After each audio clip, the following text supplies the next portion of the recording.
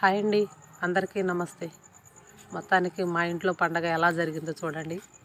మా అల్లుళ్ళు, మనవాళ్ళు, మనవరాళ్ళు అందరూ చూడండి, ఎవరి పనిలో వాళ్ళు బిజీగా ఉన్నారు. అల్లుళ్ళు ఫోన్లు చూసుకుంటూ, మేము వంటగదిలో మేము బిజీ. మా వంటగది అయితే మాత్రం చాలా చిన్నదండి. అప్పట్లో మా ప్లేస్ని బట్టే మేము ఆ వంటగది చిన్నగా పెట్టించుకున్నాము. మా అమ్మాయి వంటకాడ అన్నీ రెడీ చేసి కట్ చేసి కూరగాయలన్నీ ఇస్తూ తను వంట చేస్తుంది. పులగ వండాలండి. నెక్స్ట్ అన్నీ రెడీగా పెట్టాలి కాబట్టి తలా ఒక చెయ్యి చేస్తున్నాము. ఇలా నలుగురు కలిసి సరదాగా మాట్లాడుకుంటుంటే ఎంతో హాయిగా ఉంటుంది. ఎందుకంటే పండగ అయిపోయిన తర్వాత ఎవరిళ్ళకి వాళ్ళు వెళ్ళిపోతారు. పిల్లలు స్కూల్కి వెళ్ళిపోతారు. వాళ్ళ ఇళ్ళలో వాళ్ళు బిజీ అవుతారు. అప్పుడు మేము ఒక్కళ్ళమే అవుతాం. అందుకని పండగ కోసం ఎదురు చూస్తుంటాము. పిల్లలు వస్తే కాస్త సందడిగా ఉంటుందని. మొత్తానికి మా ఇంట్లో అయితే సంక్రాంతి పండగ ఇలా జరిగిందండి.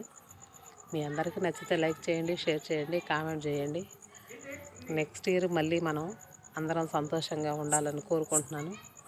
ఈ సంవత్సరానికి ఈ పండగ ఈ ముగ్గులతోటి ఇలా ముగిచ్చేస్తున్నాము. అయితే పెద్ద ముగ్గు వేయడానికి కుదరలేదండి. ఏదో చిన్న ముగ్గులు 2 అయితే నేను వేసాను. పక్కన వెహికల్ ఉంది, అందుకని కుదరలేదు. ఉదయాన్నే కలర్స్ వేసుకోవాలంటే టైం పట్టుద్ది కాబట్టి సింపుల్గా ఒకటేసి దాంట్లో కలర్స్ వేసానండి. మీ అందరికీ నచ్చిద్దని అనుకుంటున్నాను. మొత్తానికి వంట అయితే పూర్తి చేసి పిల్లలు రెడీ అయిపోయి ఏదో ఫోటోషూట్ లాగా చేసుకున్నారు. నచ్చితే లైక్ చేయండి.